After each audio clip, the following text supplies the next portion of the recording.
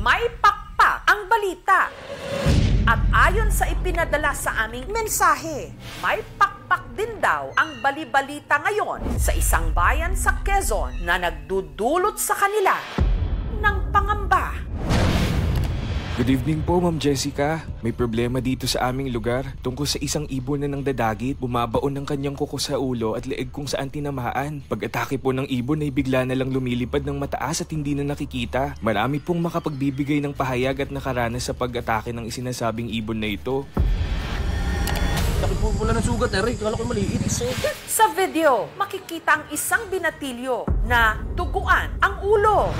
Dahil tungkol ito sa kaligtasan ng publiko, bumiyahe ang aming team sa kalsadang ito sa bayan ng Unisan sa probinsya ng Quezon, kung saan madalas daw nagaganap ang pag-atake. Ang kahabaan ng kalsada na kung tawagin ng mga residente, busay, napapalibutan ng mga nagtatayugang puno. Mukhang tahimik at payapa. Pero pagkagat ng dilim, may naghahasik daw rito ng lagim. Tuwing gabi lang po talaga siya umaatake. Nag-aalangan po kami dumaan, lalo na tigit ay kung gabi. Isa sa mga nag-aalangan ng dumaan dito tuwing gabi, ang binatilyong si Jack Jack. Siya ang nasa ipinadala sa aming video na nadali kamakailan ng kinatatakutan nilang malaking ibon. Nasa labas po ako ng gabing yan dahil nahuli ako ng gagamba.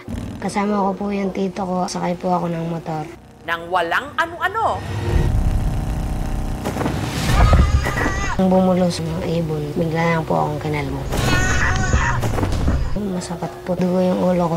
sina Jack Jack agad kumaripas ng takbo at nagtago sa isang kalapit na bahay. Malaki talaga, malaki ibon. Laki po pula ng sugat, Eric. Kala ko maliit. Sugat. Nasaan yung ay oo nga. Simula ma'am nung inatake siya ng ibon, hanggang ngayon pinagbabala ko na siyang lumabas. Hindi na po ako dumadaan sa nangyari dahil gawa po ng trauma at sa takot. Ang higanting ibon nagagalit daw sa sinumang babasag sa katahimikan ng gabi sa busay. Ang madalas daw pinupuntirya ang mga dumadaang nakamotor katulad ni MJ. Nung gabi po na yun, nagpa-park lang po ako ng motor. Pagkatalikod ko po, may kumalmot bigla sa likod ko. Diyan po siya bumaba. Padiretso baba po siya diyan sa lakas po ng bulusok niya po. Nakabuka po yung pakpak at kung hanggang saan ko po mga hanggang dito ko po. Dito po sa baywang. Ito po yung mga natamo ko po nung gabi na yun. Mga 8 pong kalmot po yung tamo ko po. Ito po yung damit na suot ko po nung nadali po ako. Talagang matutulis po yung kuko niya kasi po nabutas po yung damit ko nun. At ang umaatake raw sa busay, hindi hamak na mas malaki kumpara sa ordinaryong ibon. Madali rin daw itong masilaw sa liwanag. Kaya nung minsang bumiyahe ang magbabarkadang Ana at Nicole na may dalang flashlight, bigla-bigla na lang daw silang inatake nito. May gumanon po sa akin. Eh di ako po yung nagulat. Eh hagis ko na po yung hawak ko. Nangatumba na po kami sa motor. Sa sobrang gulat ko nga po. Pagtingin ko po sa itaas, ayun siya! Nandun po siya, hindi ako po iyak na iyak. Napiling ko po isusugudin ulit. Dating po namin sa bahay, parang nahapdi na po yung ganito ko. Pagtingin niya po, sobrang laki ng sugat. May mga dot-dot po na 3. Dumugo po siya. Bale, ang tusik niya po ay 6. Dito po, tas dito po sa may pababa po, tas hanggang dito daw. Makirot po. Gusto man daw nilang iwasan ang kalsada kung saan umaatake ang kinatatakutang ibon. Wala naman daw silang ibang alternatibong ruta. Dito po sa sangang ito, dito ko po talaga nakita yung ibon. Light brown po. Parang may dark po yung kanyang pakpak. At hindi raw yun ang huling beses na nakainkwentro nila ang misteryosong ibon. Pagdating po namin dyan sa busay, naglilingon-lingon si Nicole. Sinabi niya po sa akin, nakita na daw niya. Tapos nagulat na lang po kami, biglang pumagaspas na lang po sa bag niya. May kabigatan at kalakihan po talaga yung ibon. Nandun po siya sa talagang liblib po, yung wala po talaga masyadong nada. Pag nakatalikod na sa kanya, saka po siya susugod. Kalimitan po ay every Wednesday po talaga siya nalabas. 9 po talaga kalimitan. Pakiramdam nila, hindi lang daw iisa ang umaataking ibon sa kanilang bayan. Feeling ko po magkakaiba po talaga sila. Nung kami lang pong dalawa ni ate, maliit pa po nun pero nung kami pong talagang dalawa na ni Angel, sobrang laki na po talaga niya.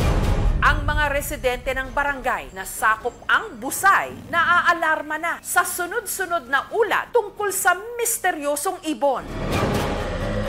Kaya lumapit na sila sa aming programa. Ang nais ko lang maliwanagan kami na ano ba talaga yung umatake sa aming lugar na ito na hindi masugpo-sugpo bakit palagi siyang umatake.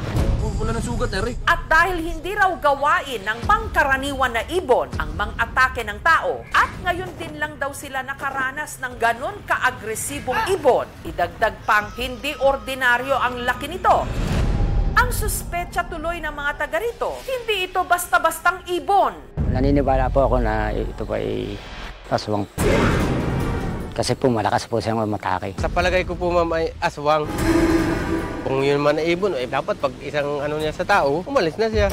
Ang mga residente tuloy, nagkakatakutan na. May pagkakataon po na ayaw na namin dumaan tuwing gabi sa may Busay. Bago pa lang po kami papasok ay talagang kami po ay naninervyos na. Para subukang matunton ang kinaroroonan ng kinatatakutang malaking ibon, naglibot ang aming team sa kagubatan sa palibot ng Busay kasama ang isang mananambal o folk healer. Tinungo nila ang isang puno na malapit sa isang kuweba na pinaniniwala ang tirahan ng umaataking ibon na naghahasik ngayon ng takot sa bayan.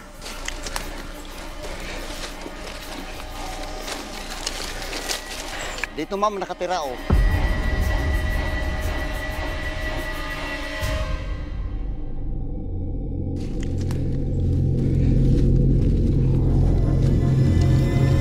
Hanggang sa meron silang napansing kakaibang bakas ng paa. Ari po yung bakat ng paa niya ma'am ho. Ayan. Hanggang ang kinatatakutang nilalang na litratuhan nila. Picturean ko po yung ibon para makita po ng ibang tao yung itsura niya. Ibon nga ba ito? Di talaga pangkaraniwan. O isang kakatwang nilalang? Sa palagay ko po ma'am ay aswang. Base po dun sa picture. Dapat ba talaga itong katakutan? Ayan o, kita mo. Ang pagpapatuloy ng investigasyon sa nangangalmot at umaataking lumilipad na misteryosong nilalang sa isang bayan sa Quezon sa aming pagbabalik. Wala ng sugat, Eric. Kala ko maliit. Pumapagaspas ngayon ang takot sa bayan ng Unisan sa Quezon Province. Sa kailaliman kasi ng gabi, may lumilipad na nilalang na umaatake raw sa mga motorista. Wala ng sugat, Eric. Kala ko maliit. Sugat. Nang bumulos ng ibon, bigla lang po akong kinalmo. Masakit po. Dugo yung ulo ko. Sobrang laki na po talaga niya. Ang mga nabiktima umabot na ng mahigit 20. Sa palagay ko po ma'am ay aswang. Kung yun man ay ibon, dapat pag isang niya sa tao, umalis na siya. Para mabigyang linaw kung ano ba itong lumilipad na nilalang na umaatake sa kanilang mga kababayan. Wala ng sugat, Eric. Kasama ng isang mananambal, pinuntahan nila ang isang bahagi ng gubat kung saan pinaniniwala ang nakatira ang kinatatakutang malaking ibon o nilalang. Malayo pa, yung payo. Ang sadya nila, ang isang malaking puno na ayon sa ilang mga residente, posible raw pugad ng misteryosong ibon o nilalang. Dito ma'am, nakatira oh.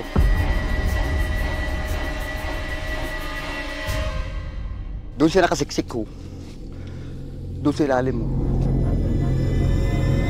Nakakita sila ng kakaibang bakas ng paa. Ari po yung bakat ng paa niya ma'am ho. Ayan.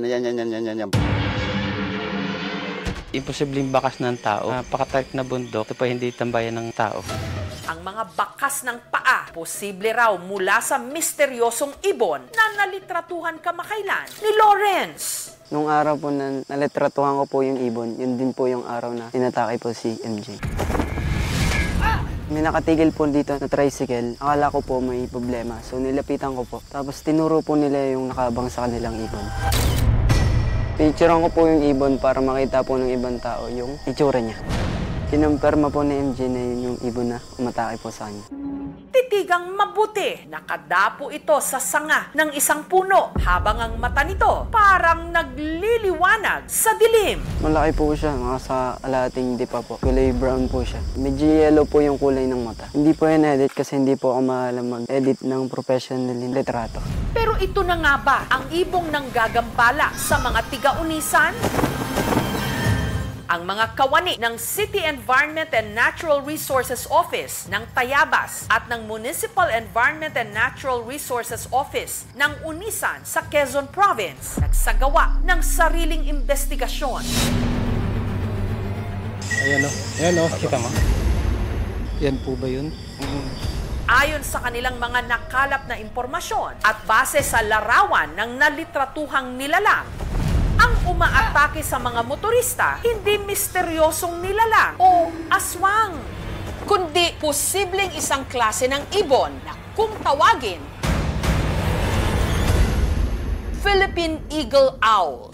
Kapag siya ay threatened, possible po na umatake. Gawa din po nung sa ingay, nadidisturb sila. And then yung sa light nga, feel nila na-threat sila. So, umatake po sila. Kailangan lang po natin wag silang gambalain, patayin, hantingin. Initial lang po ito. Kailangan pa po tayo magsagawa ng further investigation. Mas gagaan ang pakiramdam ko na nalaman ko na ibon yung... Maniniwala naman po ako pero iba pa rin po yung sa toong paniniwala kasi po ako yung nakaranas. Kasi itong aswang parang parte ng ating kalamang bayan. Sa cautionary tale na dapat din ay huwag kang lalabas-labas basta sa dilim kasi it might lead you to death. Hindi sapat pa sa akin ang mga sinasabi nila sa bakas ng malaking ibon. Kung malaking ibon po ito, sana meron siya nakikita mga balahibo man lang sa kapaligiran nito. Pwede, indikasyon dahil sa malaking bato na tabi.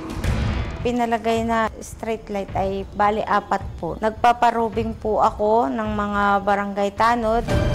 Sa kadiliman, anumang lumilipad na nilalang na bigla na lang umaatake mula sa kawalan at nang iiwan ng mga biktimang duguan. Wala ng sugat, Eric. Talagang maghahasik ng takot, magpapalipad sa napakalikot na imahinasyon.